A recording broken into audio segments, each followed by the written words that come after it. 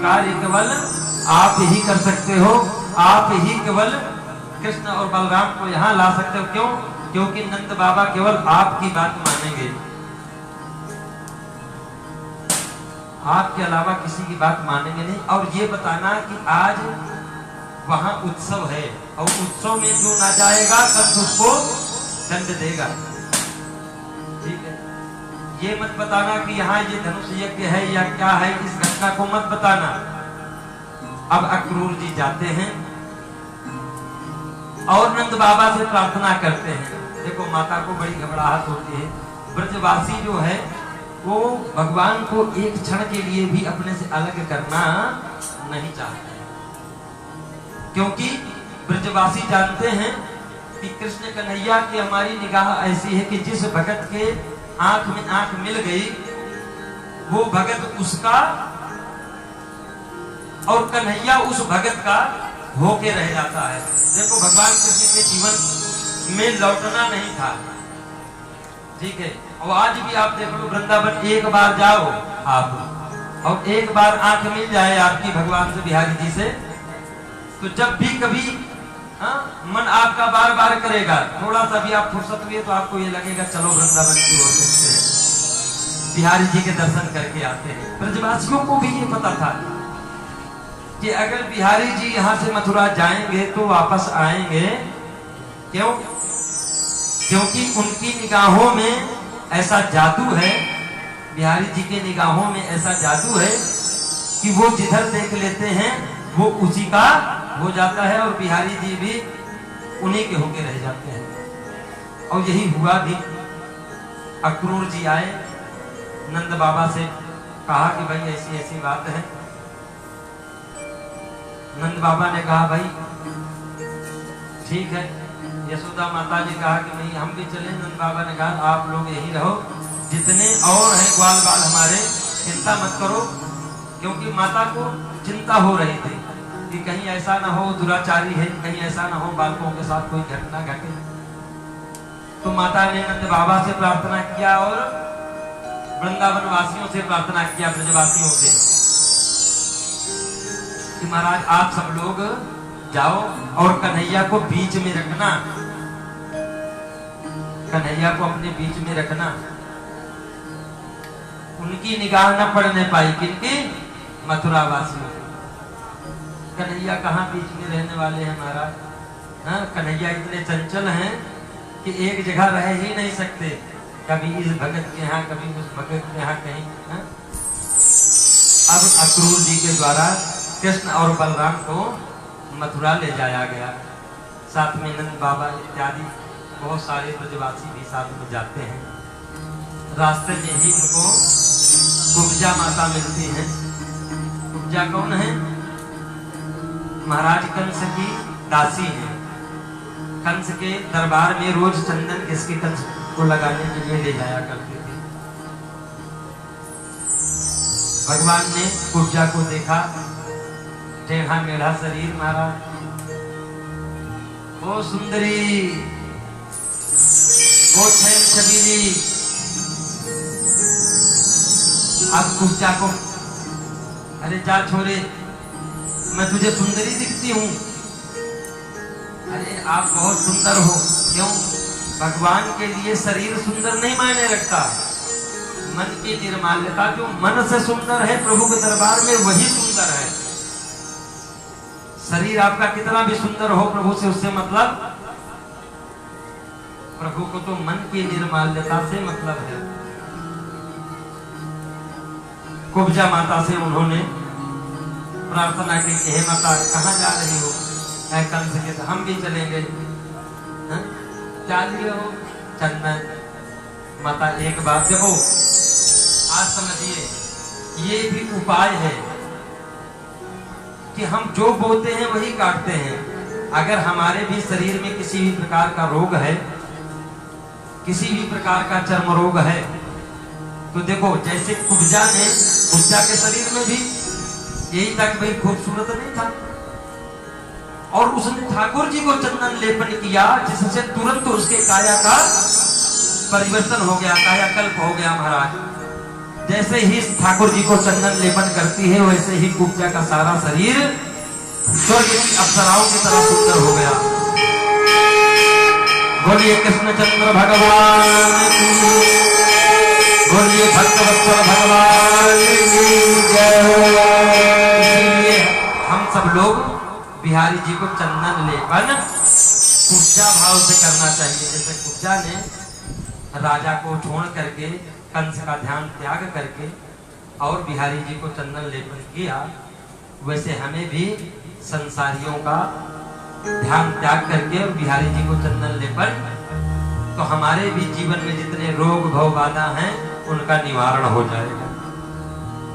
महाराज इसके बाद आगे भगवान चलते हैं तो एक माली जो है वो रास्ते में मिल जाता है और वो बड़ा अद्भुत माली होता है महाराज। फूल बेचने वाला बंदा,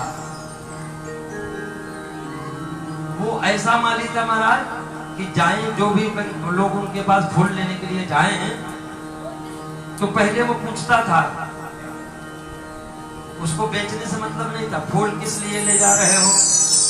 तो लोग बताए महाराज गजरा बनाना है। नहीं नहीं, फूल तो मेरे पास नहीं है।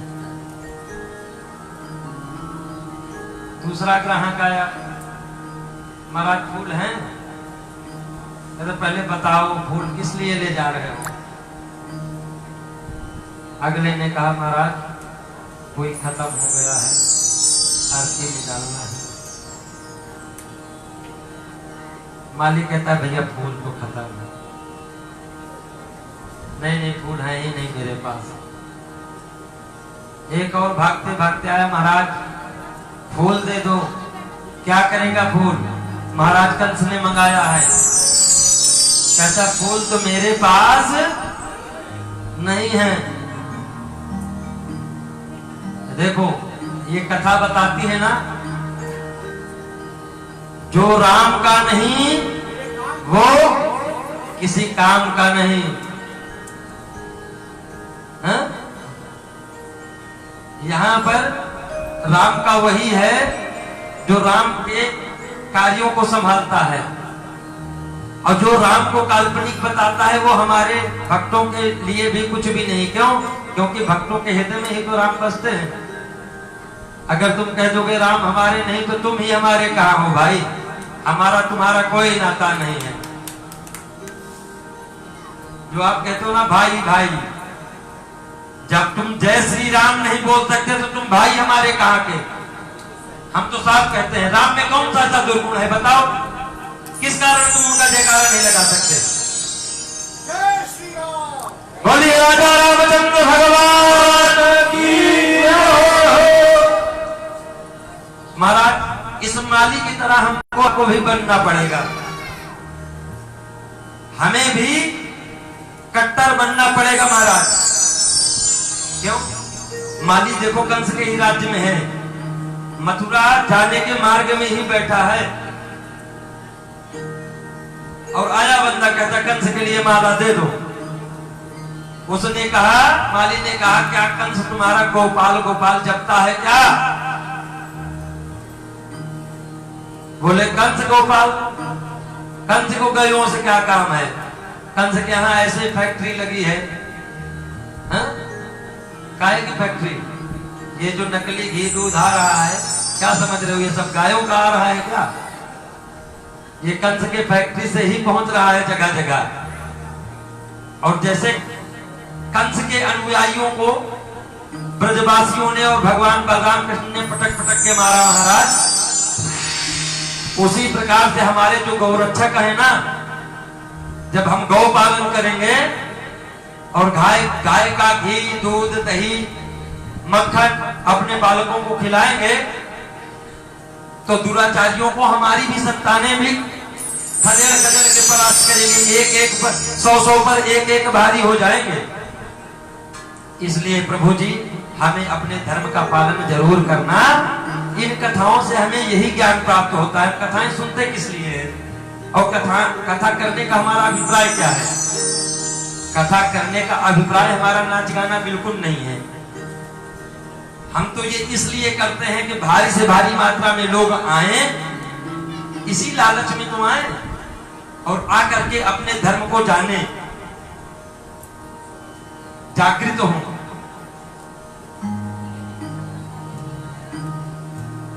माली कहता है, भगवान के देखते ही देखते एक भगत आता है और कहता है भैया फूल है क्या? कहता है क्या करेगा? गोविंद के लिए महाराज, गोविंद का दरबार सजाना है। लेकिन महाराज पैसे बहुत कम हैं, महाराज 50 रुपए ही हैं और दरबार 200 गज का है महाराज प्रभु का, कैसे सजेगा? वो माली बड़ी प्रसन्नता से कहता है कि चाहे 500 गज का हो, ठाकुर की तो ऊंची हवेली है ही। क्यों? क्योंकि जो जगत की स्वामिनी है राधा रानी, कहाँ ऊंचे पर ही तो है, कितनी लंबी चौड़ी हवेली है। गए हैं ना बरसाना? गए हैं? नहीं गए? जो भगत गए हैं बरसाना वो बता सकते हैं कि कितनी ऊंची हवेली है और उस हवेली को सजाने के लिए कितना फूल लगेगा। माली सहर्ष तैयार हो गया। इसी प्रकार से भगवान के भगत हैं, व्यवस्था चाहे जितनी बड़ी हो, ठीक है, कभी ऐसे गर्दन नहीं करते महाराज। यहाँ पर भी 2-4 भगत बैठे हैं, उनका कहना है कि हमारा नाम मत बताना कभी, क्योंकि वो हमेशा गुप्त भगत है। महाराज कभी गर्दन नहीं हिलाते। अब आप में से आप सब लोग जानते हैं कौन सा वो भगत है, अपने आप समझ जाएगा अपने आप को, ठीक है। उत्साहवर्धन करते हैं, जब कभी प्रभु का कार्य होता है तो कहते हैं चिंता मत करो महाराज, पैसे की चिंता तो बिल्कुल मत करो, व्यवस्था बताओ कितने कुंटल का भंडारा करना है, क्या बांटना है आज महाराज को, इतना बता दो। और जो कंस वाले अनुयायी हैं वो, उनको चिंता है कि आखिर इनके यहाँ मक्खन इतना आ कहां से गया। हा? वो प्रयास करते हैं खरीदने को। कंस क्या करता है? गोकुल का, मथुरा का, गोकुल का और वृंदावन का जितना मक्खन है ना, वो सबको अपने यहाँ बुलाता है कि हमारे सैनिकों को खिलाओ। लेकिन जब से कन्हैया का जन्म हुआ, कन्हैया ने कहा कि चाहे अड़ा दूंगा, घेर दूंगा, लेकिन दुष्टों तक पहुंचने नहीं दूंगा। लोग कहते हैं गोपियों को सताने के लिए करते थे, नहीं, दुष्टों का स्वास्थ्य खराब करने के लिए ठाकुर जी मटके में पत्थर मारते थे कि ना खाएंगे और ना ये मुस्टंडे। देखो साफ साफ है, धर्म के लिए अगर कहते ना वैद्यो हिंसा हिंसा नास्ति, हमारे सूत्र बताते हैं कि किसी की रक्षा के लिए अगर चोरी करना पड़े तो चोरी नहीं है। अगर कोई भूखा बंदा आपको रास्ते में दिख गया और यहाँ वीआईपीओ की लाइन लगी है तो हमें प्रयास करना चाहिए इस लाइन से चुरा करके ले जाकर के उस भूखे को दे देना। प्रभु ने यही तो किया। लीलाओं में प्रभु ने क्या दिखाया? मधुमंगल की स्थिति देखा कि बेचारा एकदम दुबला पतला है। भगवान ने कहा चिंता मत करो, ये ब्रजवासी इतने लोभी हो गए हैं, जब लोभ आ जाता है, जिसके घर में, जिसके मन में लोभ आ जाए उसी के यहाँ चोरी होती है, वही परेशान होता है, उसी के यहाँ ऐसी बीमारी आ जाती है महाराज की इकट्ठा 5 लाख एक साथ में चला जाता है। और ऐसी दुर्व्यवस्था ठाकुर जी करते हैं, प्लाट खरीदा हुआ पता चलता है नोथराइज है, लाल डोरे में है। जो ये कहते हैं कि जाओ जो 50 इनको देंगे वो हम प्लाट खरीद लेंगे। महाराज प्लाट तब आपका बचेगा जब आपका धर्म बचेगा महाराज। नहीं, एक दिन नंगी तलवारें लेकर के आपका प्लाट सब छीन लेंगे लोग। कंस के ये सैनिक, नाम मैं किसी का नहीं लूंगा, लेकिन आपको मैं सांकेतिक भाषा से ही आगाह कर रहा हूं। हमारे बीच में देखो, जब हमारी आपकी जहां सुमति तहां संपत्ति नाना, हमको आपको कैसे फोड़ा जाता है, इसी प्रकार से हमारे भाइयों को कैसे फोड़ा जाता है, कैसे पकाया जाता है कि महाराज वहां मत जाना। क्यों? क्योंकि गोस्वामी जी ने लिख दिया है ढोल गंवार शूद्र पशु नारी सकल ताड़ना के अधिकारी। देखो आज बोलना इसलिए जरूरी पड़ रहा है कि आज जरूरत है, और विश्वास मानो इस कथा का मेरे अभिप्राय मात्र इतना ही है, जन जागरण जन जागरण जन जागरण। इस बदलते समाज को फिर से नई दिशा देने के लिए ही ये कथा हो रही है बस। और मेरा कोई अभिप्राय नहीं है भक्तों, मैं किसी से नहीं कहूंगा कि आप 10 रुपए दक्षिणा चढ़ाओ। मैं सबसे यही कहूंगा कि अपने धर्म की रक्षा के लिए, ठीक है, अपने धर्म की रक्षा के लिए जैसे हमारे देवताओं के हाथ में अस्त्र शस्त्र हैं, वैसे आपको शास्त्र का भी पठन पाठन करना है। केवल बड़ी बड़ी बातें ही नहीं। तुमको छोटा सा मसाला दे दिया, अरे एक दिन समय निकाल करके 2 रामचरितमानस की पढ़ो। आपको कोई गुमराह कर जाए तो आकर के मेरे से मिल लेना, जितना खरी खोटी सुनाना हो सुना देना। लेकिन हम एक पन्ना नहीं पढ़ते, एक शब्द नहीं पढ़ते, और हम अपने शास्त्रों की तरफ नहीं जा रहे हैं, जिसके कारण हमारा पतन होता चला जा रहा है, जिसके कारण हम कश्मीर से भगाए जा रहे हैं, हम बंगाल से भगाए जा रहे हैं, और हमारे इस भारतवर्ष के अखंड टुकड़े करने की साजिश रची जा रही है। भारतवर्ष हमारा विविधताओं का देश रहा है, और यहाँ मैं एकदम चैलेंज से कहता हूं कि मनुस्मृति ग्रंथ को ले लो, और एक बार जिस मनु के नाम पर भड़काया जाता है आपको, एक बार उसको भाइयों हाथ जोड़ के प्रार्थना है, एक बार उसको जरूर पढ़िए। आप सब लोग शुरू से लेकर अंत तक पढ़िए, फिर आप स्वयं खड़े हो जाएंगे अपने भाई को बचाने के लिए कि भाई नहीं, मार्ग गलत है। वो वामपंथी, वो म्लेच्छ लोग हमको गलत मार्ग निर्देशन करते हैं, क्योंकि हम अपने शास्त्रों को पढ़ना भूल गए। देखो मेरी बातें जिन भाइयों को बुरी या गलत लग रही हो, वो मेरा एड्रेस जो है भारत नगर में है, एक छोटी सी कुटिया में रहता हूं, और यहाँ बोर्ड में भी मेरा नंबर है। कभी भी मेरे से आप इस विषय में विचार विमर्श कर सकते हैं, और मैं आपको बताऊंगा कि हमारे ग्रंथों में एक भी बात गलत नहीं लिखी हुई है। आपको अगर गलत लग रही हो तो 1 महीना जाकर के आप उस चित्रकूट क्षेत्र में रह करके देख लीजिए, आपको पता चल जाएगा कि ताड़ना का मतलब क्या है हमारे क्षेत्र में। क्योंकि मैं वहां का सन्निकटनी हूं, मेरी जन्मस्थली जहां से है, मैं श्रृंगबेरपुर के नजदीक का हूं। गंगा और जमुना के दोनों के बीच के भाग्य में मेरा नगर बसा हुआ है, कौशाम्बी नाम का नगर है महाराज।